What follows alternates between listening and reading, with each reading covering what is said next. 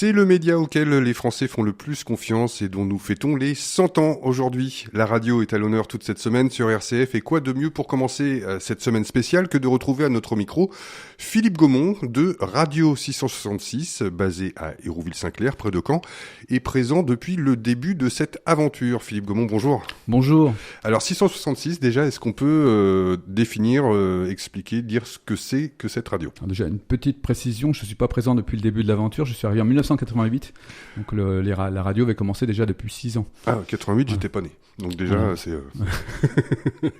Alors Triple 6, c'est une radio essentiellement musicale ? Oui, une radio à vocation musicale, on passe beaucoup de groupes de musique, ce qu'on appelle les musiques actuelles, donc autour du rock, pop, metal, blues, électro, reggae, tout ce qu'on peut entendre sous le terme des musiques actuelles. Et beaucoup de groupes qui sont pas encore connus, peut-être qu'ils seront connus, souvent ils disparaissent avant ça. Hein. Et donc voilà, c'est une radio thématique musicale pas depuis le début, mais depuis 1985 environ.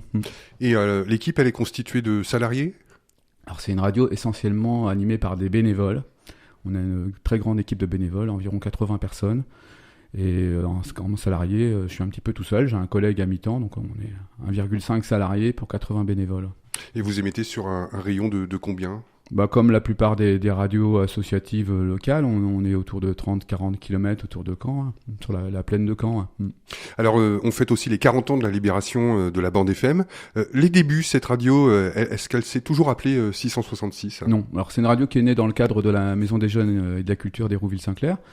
Au départ, pendant 10 ans, c'était juste une activité de la Maison des Jeunes et on a pris notre autonomie au bout d'une dizaine d'années, donc en 1992, je crois. Et au tout départ, elle s'appelait, un peu comme les Maisons pour tous, Radio pour tous. Donc c'était une radio où on pouvait entendre, moi j'ai pas connu, mais on pouvait entendre toutes sortes de programmes. Il pouvait y avoir aussi bien des émissions de cuisine que de sport, de musique classique ou de musique même rock, pourquoi pas. Mais c'était une radio généraliste. Ensuite, il y a eu 99 FM. Alors, comme il y a eu une évolution, je vous disais, à partir de 85, où on s'est spécialisé dans la musique, le nom Radio pour tous ne collait plus tellement, mais on était obligé de le porter, puisque c'était notre nom officiel. Et la fréquence était alors 99.0, et le nom naturel qui est venu en premier, c'était 99 FM. Effectivement, donc pendant 6 ans, on s'est appelé 99 FM avant de trouver le nom 666. Donc si j'entends bien, on était dans le milieu des années 80, début des années 90. Le paysage radiophonique de l'époque, c'était quoi ? Alors l'année 81, ça c'était une grosse explosion. Il n'y avait pas du tout de radio locale avant, c'était que les radios périphériques qu'on connaît encore, comme RTL, Europe 1, RMC, les radios de Radio France.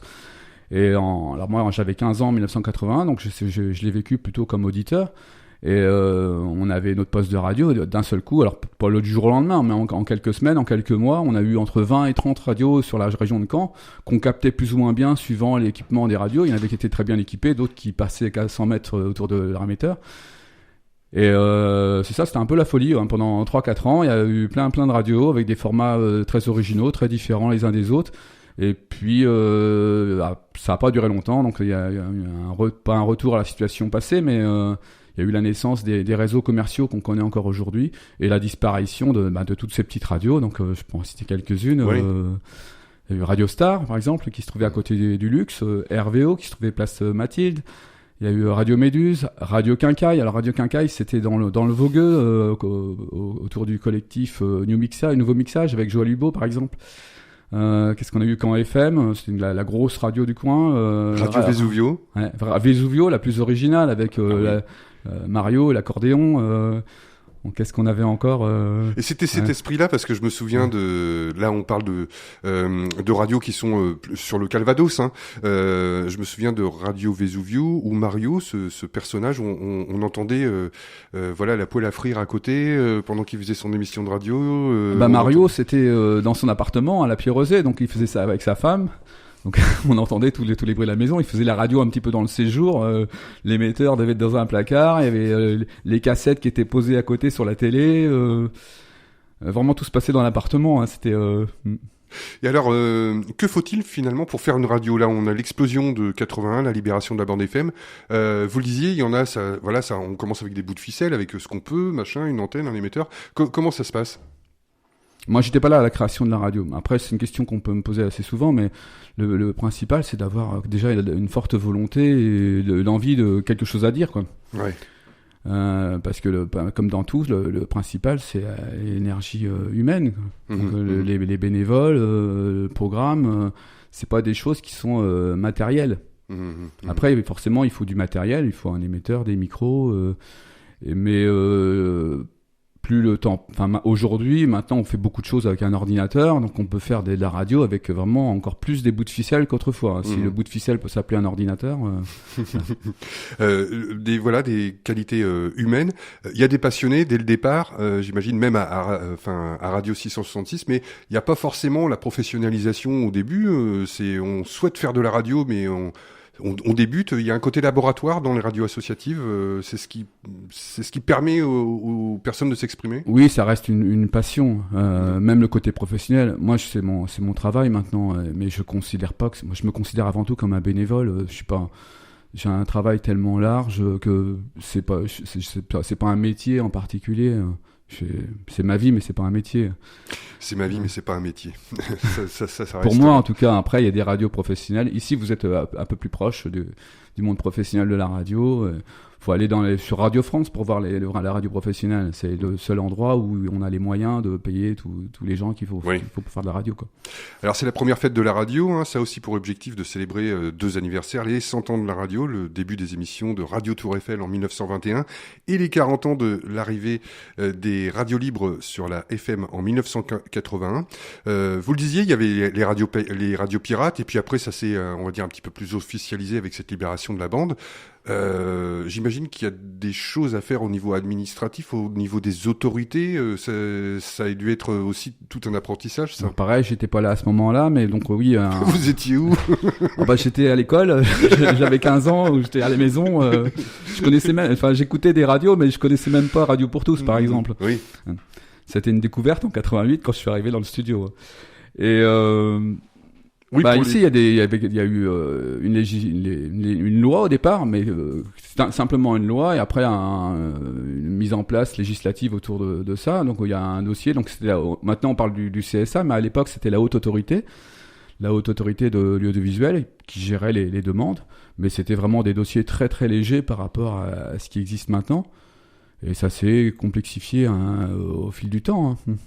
Au début, il y a eu aussi des révolutions sur le plan technique parce que j'imagine qu'à l'origine il n'y avait pas de CD, encore moins Internet. Quel matériel utilisiez-vous et est-ce que c'était le moyen de communiquer finalement la radio comme il n'y avait pas les réseaux sociaux, les portables, etc. Alors c'est vrai qu'on n'a pas de CD, il n'y avait pas de CD, pas d'ordinateur. On fonctionnait en journée avec des vinyles et la nuit avec des cassettes. Donc on avait des tonnes de cassettes. On passait notre temps à enregistrer des nouvelles cassettes pour passer la nuit. Un mode d'expression, oui, forcément. Alors surtout, nous, à la MJC, il y avait pas mal de petits concerts. On avait déjà une grosse action autour de la scène rock locale, et c'était un moyen de communiquer pour cette scène-là. Après, ça remplace pas. Enfin, le téléphone ou Internet ne remplace pas la radio. Par contre, effectivement, maintenant, Internet, c'est aussi un canal de diffusion de la radio. Justement, pour l'avenir, on peut écouter 666 en streaming et réentendre les programmes sur radio666.com. Est-ce que c'est, selon vous, un média d'avenir, malgré tout, la radio ? Parce qu'il y a beaucoup de web radio qui... Oui, souvent, quand on parle avec les jeunes, la radio, ça leur parle pas trop. Ouais. Mais ce que je leur explique, c'est qu'en fait, on fait la même chose que Internet. On crée des programmes, des playlists, et c'est ça c'est l'adaptation qu'on doit avoir. Les playlists, elles seront pas forcément diffusées par des émetteurs. Maintenant, ça sera aussi diffusé sur des plateformes, en podcast, tout ça. Et voilà, ça c'est l'évolution. C'est vrai que l'auditeur maintenant est amené avec les plateformes de diffusion légale de musique à être son propre directeur de programme. Finalement, il peut faire ses propres playlists. C'est le mot radio qui va peut-être pas disparaître, mais qui est plus difficile à recevoir. L'action, c'est la même. Ouais. Voilà. L'avenir, on en parle. On parle de DAB+, de DAB+. Est-ce que vous pouvez nous en dire plus, justement ? Alors le DAB+, on en parle depuis longtemps maintenant, ça fait peut-être 12-15 ans que c'est un serpent de mer, mais là ça arrive véritablement, donc depuis l'année dernière c'est valable dans l'ex-Haute-Normandie, et à partir de l'année prochaine, normalement début 2022, dans l'ex-Basse-Normandie, donc ici. C'est un nouveau format, donc c'est toujours un format hertzien qui va remplacer progressivement la FM. La particularité, c'est que donc ça sera un format numérique. Il faudra un poste particulier pour le recevoir. On aura 13 radios par fréquence. Donc sur une même fréquence, on pourra avoir 13 choix différents. Et donc là, on est en train de travailler là-dessus. On a un groupement de ce qu'on appelle un bouquet. Je sais plus, non, il y a un mot spécial, mais j'ai oublié. Oui, ça va me revenir. Mais c'est pas bien grave. Là, sur Hérouville, on est en train de monter un multiplex. Un multiplex. Mais un MUX, voilà. C'est l'abréviation multiplex. Voilà, MUX. Donc un MUX avec 13 radios. Ça évolue encore. Il y aura des radios locales, mais des radios aussi commerciales dans ce MUX-là. Et normalement, ça devrait voir le jour assez rapidement, dans quelques mois. Du côté de la vie à l'intérieur d'une radio, vous avez été touché comme tous les corps de métier par la pandémie du Covid. Est-ce que ça revient un petit peu en présentiel, les animateurs là, parce que j'imagine que vous avez dû télétravailler, j'imagine. Ça revient. Alors, le télétravail, ça a été un mois, mais après j'ai arrêté. J'ai continué ma vie normale. J'avais mon laissez-passer.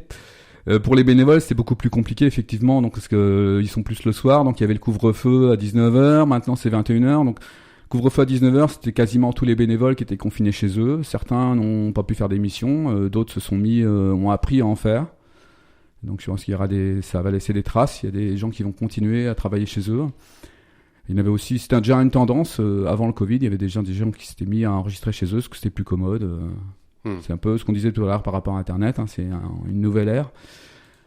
Et puis là, avec le couvre-feu à 21h, ça revient doucement. On a des émissions qui n'avaient pas eu lieu depuis plusieurs mois, qui ont redémarré la semaine dernière. Et puis on espère que ça va s'arranger encore avec le couvre-feu à 23h. Un grand merci, Philippe Gaumont de Radio 666. Je le rappelle, c'est sur la bande FM, sur le 99.1 dans la région de Caen. Vous pouvez également l'utiliser de partout dans le monde. Vous pouvez l'écouter sur radio666.com en streaming. Et puis voilà, une radio musicale, mais pas seulement. Il y a aussi tout un tas de choses, on va dire culturelles, sociétales, dans la culture geek. Il y a un ovni dernièrement, Hugues de Lisa. C'est une émission quand même musicale, les gars. Voilà. Donc à vous à retrouver. Bonne fête à vous. Merci, bonne fête également. Toute l'équipe de 666.